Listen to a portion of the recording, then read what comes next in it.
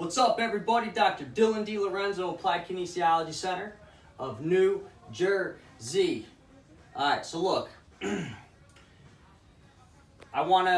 got a ton of kids, children, babies, infants, pregnant moms, and pregnant dudes coming into the practice, and everybody always asks me, well, do you adjust Dylan? And I go, well, yeah, and he's almost 4. So I just want to touch on something really important. Like, kids don't need to be adjusted every week.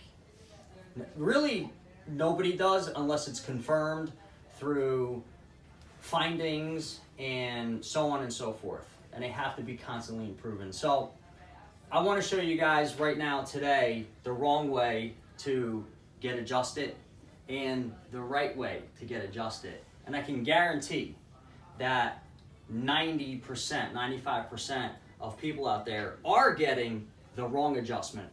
And I'll tell you why. And this isn't a crack on other chiropractors or other chiropractors in the area. Hopefully you can take this video to your chiropractor and they can start doing things the right way. On the right side, the correct way, right? So just because you're a kid and you're an athlete and you do all these things, it doesn't mean you need to get your head twisted, your back cracked, and your middle back and everything adjusted all the time. You need to be adjusted and you need to be checked. And sometimes a check means just adjust this area or adjust that area or adjust this area. So Dylan's been adjusted probably 10 times in 4 years.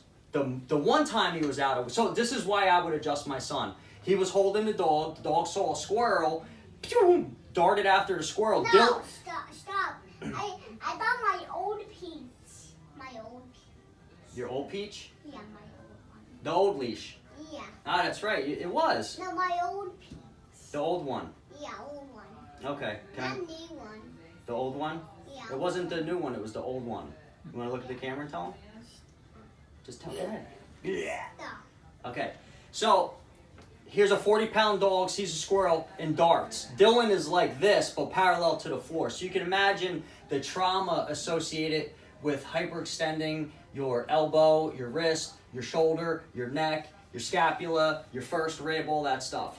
So what I had to do on him was adjust each rib 2 times, his occiput and his C7, and he had some lower back stuff also. But I had to adjust him 2 times in a row, and then it was fully gone.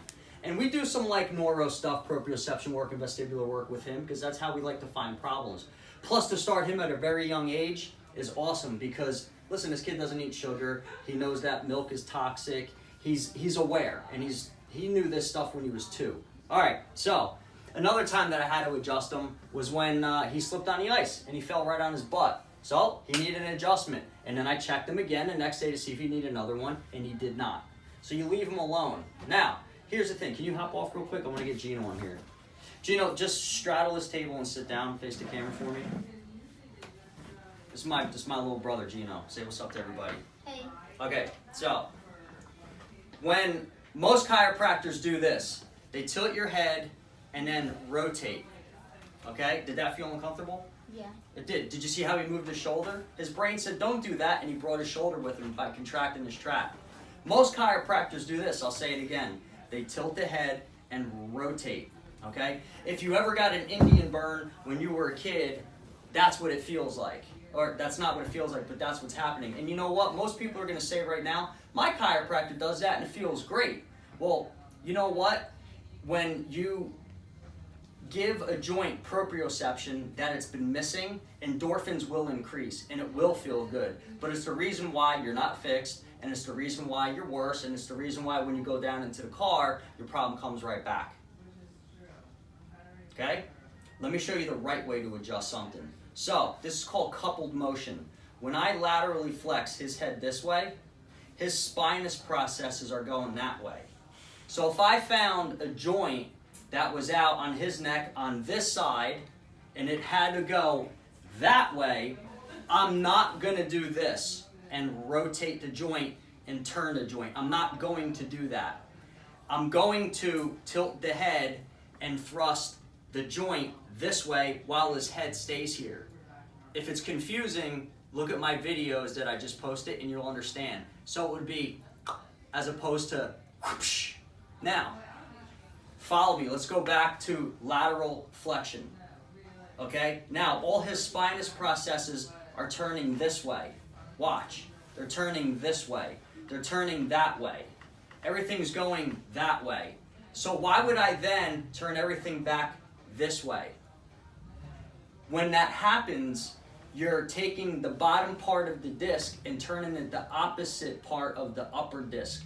And you're going to create a sprain. You're going to create a weakening of the disc. You're going to create muscle strain because one muscle is going that way and you're pulling the other end of it this way while it's in flexion. The joints receive now the opposite, and you can cause the brain to misfire. You can cause a Tourette's-like symptom. You could cause a concussive-like symptom. You can cause the symptoms of getting a bad adjustment. We all had them. I had the most bad adjustment you could ever imagine in your life. Matter of fact, I can tell you who did it. That's why I fly to Michigan to get adjusted, okay? So that's the mechanism of when we adjust. Now, so here's the parents that believe they're doing good by taking their kids every week to go get adjusted. We have a normal spine. If I took an x-ray of this kid's spine, it would be fine, all right? 10, 15 years from now, getting the wrong chiropractic adjustments, it's going to be straight and forward. It's going to be degenerated, and he's only going to be, how old? 10 years from now? Yeah. 19? He'll be 19 with the most jacked up neck you ever seen in your life. Stand up.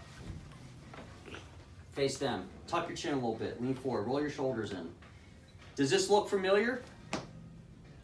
Right?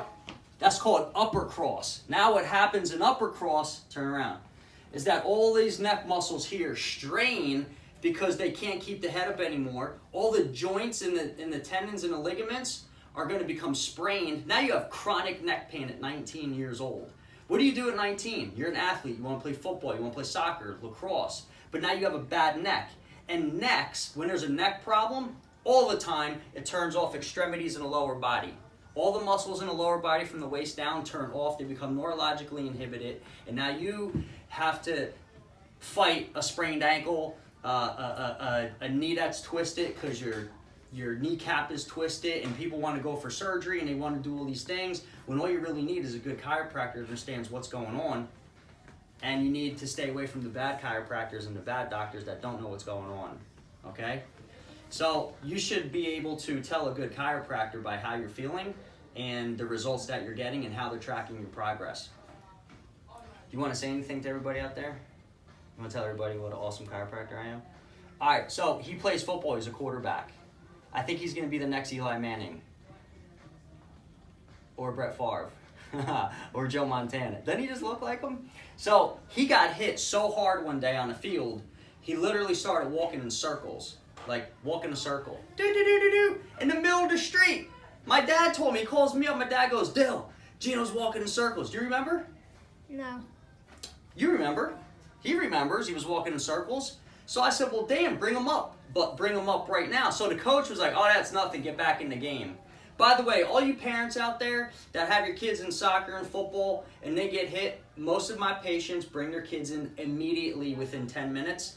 The other ones don't. So start doing that because I have to keep saying it every single time I see it. And I will for the next 20, 25 years.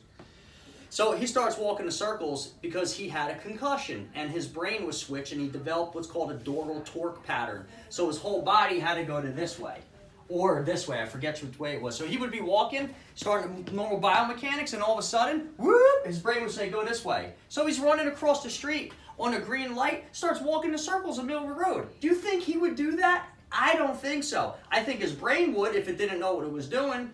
So we went through some vestibular checks, proprioceptive checks, and we found that he was all screwed up, mixed, match, and switched. We fixed his brain. His brain was talking to his body. His body understood what his brain was saying. And then we adjusted him. And then we rechecked everything, and he needed another adjustment the next time. And that was it. It took 2 visits. Did I adjust him for 3 weeks every day because your insurance covers it? No, that's not what we do. Okay, we have precise tools to measure function and an improvement on every single visit, and that's why I have the fastest results-driven practice in New Jersey. It's true. Check it out. Just Google me. You'll hear all my reviews online, 5-star ratings. Might add like a 1 or 2 in there, but who cares? Anything else you want to say to anybody? If anybody wants an autograph t-shirt, come get it now because there's not going to be many. And I get your first football card though. All right, cool. Thanks for watching. Have a great day.